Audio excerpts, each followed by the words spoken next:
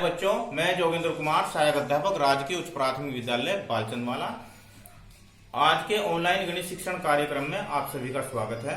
आज हम कक्षा 8 के अध्याय नंबर 2 एक चर वाले रैखिक समीकरण के बारे में चर्चा करेंगे। जैसा कि हमारा टॉपिक एक चर वाले रैखिक समीकरण थोड़ा बड़ा है, इसे हम टुकड़ों में लेते हैं। इसमें है चर। सबसे पहले हम चर के बारे में हम पिछली कक्षा में चर्चा कर चुके हैं। फिर भी चर वह राशि है, चर वह राशि है जिसका मान बदलता रहता है और इसे अंग्रेजी वर्णमाला के अक्षरों से व्यक्त करते हैं, जैसे X, Y, Z, P, Q, R आदि। यानी चर वह राशि है जिसका मान बदलता रहता है। चर एक होता है अचर। अचर वह राशि है जिसका मान निश्चित होता है। इन्हें हम संख्याओं से, जैसे 1 2 3 1 2 3 4 5 से प्रदर्शित करते हैं। ये तो हो गई चर की बात। अब समीकरण बीजीय व्यंजकों से बनती है समीकरण। अब बीजीय व्यंजक क्या होता है? बीजीय व्यंजक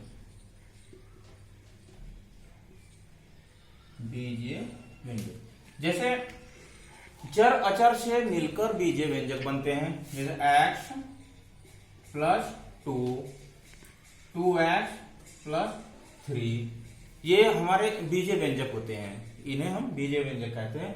अब बीजीय व्यंजकों से ही समीकरण बनता है। अगर हम इसे ऐसे लिख देते हैं 2x plus 3 is equal to 7, तो ये हमारी समीकरण होगी। समीकरण जो हो एक तराजू के सिद्धांत पर कार्य करती है। जैसे हमारी तराजू होती है,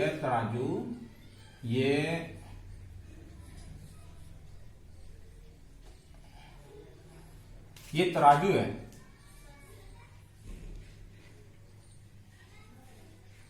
ये तराजू है, तो इसमें एक पलटे में तो हम कुछ सामान रखते हैं, दूसरे में उसके वेट के बराबर बांट रखते हैं। अगर हम इसके दोनों पलटे बराबर होंगे तो इसका बैलेंस सही रहेगा।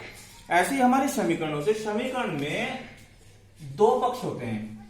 जो हमारा लेफ्ट साइड में होता है उसे हम बायां पक्ष कहते हैं। क्या कहते हैं? बायां पक्ष।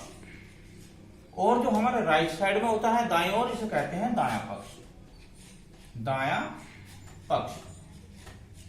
और दोनों पक्षों के बीच में समता का चिन्ह होता है। अब ये इसलिए ये तो हो गया चर। इसे ये क्या है? चर। ये पूरा बीजीय व्यंजक।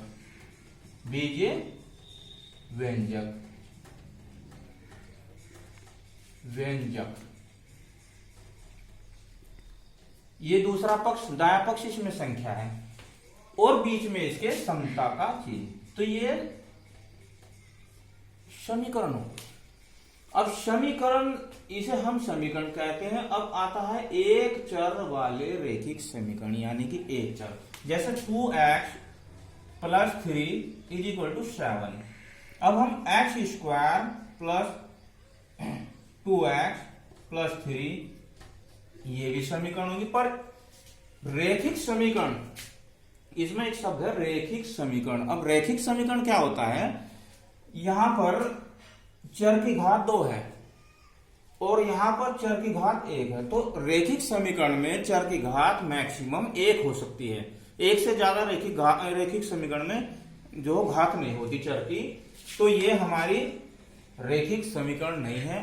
अब इसमें एक और शब्द आया है एक चर वाले, जैसे x plus y plus 7 is equal to 5। अगर मैं ये लिख देता हूं तो इसमें आप देख रहे होंगे कि एक चर तो ये हो गए, एक चर ये हो गए, ये दो चर हो गए। तो दो चर हो गए तो ये हमारा एक चर वाला रैखिक समीकरण नहीं है। एक चर वाला रैखिक समीकरण हमारा यही होगा क्योंकि इसमें एक चर है।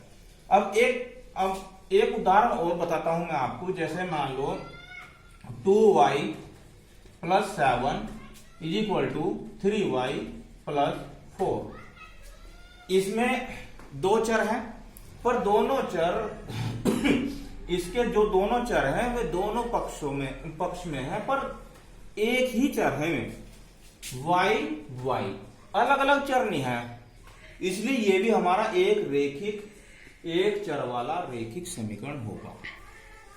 इसमें जो चर हैं वे दोनों पक्षों में है पर एक ही चर है, y चर है, ना कि x y अलग अलग। इसलिए ये भी हमारा एक चर वाला रैखिक समीकरण ही होगा। ये हमारा एक चर वाला रैखिक समीकरण नहीं होगा।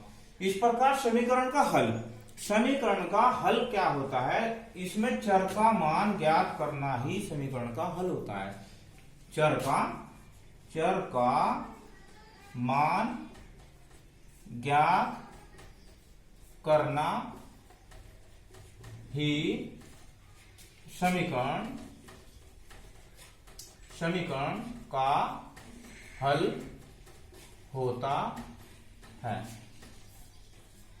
आइए हम कुछ उदाहरणों की सहायता से समीकरण का हल करना सीखते हैं। अब समीकरणों को हल करने के नियम उदाहरण देखते हैं। समीकरणों को हल करना जिनके एक पक्ष में रैखिक व्यंजक हो तथा दूसरे पक्ष में संख्या हो। देखिए ये एक समीकरण है हमारे पास 2x - 3 = 7। इसके एक पक्ष में चर है और दूसरे पक्ष में संख्या है। तो इसे किस प्रकार हल करते हैं? अभी हमने आपको बताया था कि तराजू के सिद्धांत पर समीकरण कार्य करती है। अब क्या होता है 2x, ये यहां पर हम चर वाले पद को छोड़कर बाकी पद में को जीरो करने का प्रयास करते हैं। अब यहां पर -3 है, अगर मैं इसमें +3 कर दूं यानी कि -3 प्लस इसमें 3 जोड़ दूं तो ये 0 हो जाएगा। और ये 0 हो जाएगा तो हमें x का मान प्राप्त करने में आसानी होगी। देखिए अब हम यहां लिखते हैं समीकरण के दोनों पक्षों में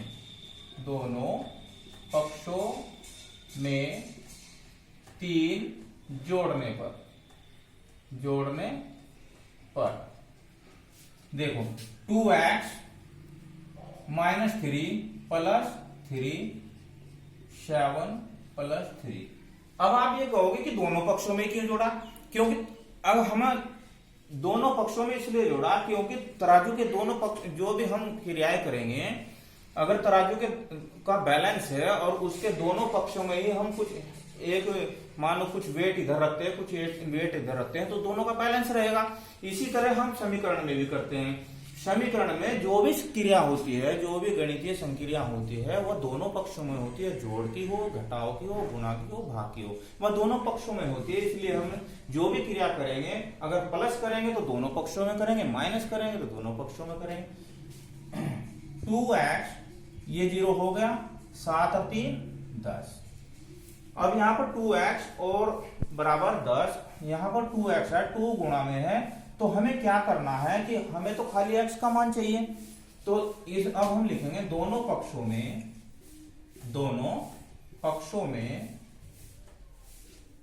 2 से भाग करने पर। क्यों? क्योंकि भाग करने पर ये जब 2x में हम 2 से भाग करेंगे और 10 में 2 से भाग करेंगे तो 2 से 2 कट जाएगा। x बराबर ये 2 के पहाड़े में 2 पंजे 10, ये 5 इसका उत्तर। एक तो विधि ये हो गई। एक विधि है हमारी दूसरी पक्षांतर विधि। कौन सी? पक्षांतर विधि। अब देखो पक्षांतर विधि में कैसे हल करते हैं। 2x - 3 = 7। इसमें हम दोनों पक्षों में ना घटा करके एक किसी संख्या का पक्षांतर करते हैं। जैसे अब हम इसमें ये हमें तो 2x ये -3 यहां से हटाना है, तो हम क्या करते हैं -2 में 3 का दाएं पक्ष में पक्षांतर करने पर देखिए 2x बराबर 7 और किसका पक्षांतर किया हमने 3 का, 3 को हम इधर ले जाएंगे तो 3 हो जाएगा प्लस, ये होगा 7 और 3 10। अब प्लस कैसे हो जाएगा, अगर हम तराजू से एक इधर के पलड़े से कुछ भी उठाकर इधर ले जाएंगे तो दूसरे पलड़े में प्लस हो जाएगा, इधर माइनस हो जाएगा। इसी प्रकार अगर हम इधर से कोई संख्या पक्षांतर करते हैं तो उस संख्या का चिन्ह चेंज हो जाता है। जैसे अगर इधर को माइनस का है तो वो इधर प्लस का हो जाएगा, प्लस का है तो इधर माइनस का हो जाएगा, अपने चिन्ह का उल्टा हो जाएगा। अब जैसे इधर किया हमने x, अब देखो ये दो गुणा में है यहाँ, तो इधर ये भाग में चले जाएगा, इधर ये भाग में चले जाएगा। x बराबर 2 पंजे 10। उत्तर दोनों प्रश्नों का एक ही है, उत्तर दोनों समीकरणों का एक ही है, पर विधि अलग अलग है। आइए इसके पश्चात हम दूसरी विधि देखते हैं। नंबर 3 है वज्र गुणन विधि। ये इस प्रकार की समीकरणों के हल करने में प्रयोग आती है। y/5 बराबर 2/5। इसमें हम ऐसे करते हैं कि y/5 बराबर 2/5, यहां नीचे की ऊपर गुणा और ऊपर की नीचे गुणा करते हैं। देखिए तो y की 5 में यानी कि y गुणा 5 और ये 5 इधर गया, 5 गुणा 2, ये होगा 5y बराबर 5 गुणी 10। अब y की गुणा में 5 है तो 5 कहां जाएगा 10 के भाग में, और y बराबर 5 गुणी 10।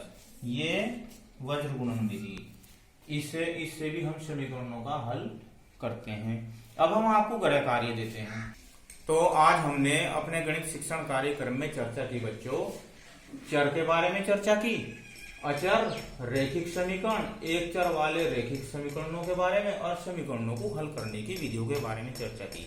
अब आपके गृह कार्य को देखते हैं। ये आपके लिए गृह कार्य है, इसे आप नोटबुक में करेंगे। निम्नलिखित समीकरणों को हल कीजिए। ये समीकरण भी है x + 5 बराबर 7, 2x + 3 बराबर 11 और 2y - 5 = 5 और t/6 बराबर 1/2। ये आपके लिए गृह कार्य है। उम्मीद है आप इसे अपने नोटबुक में करेंगे। धन्यवाद।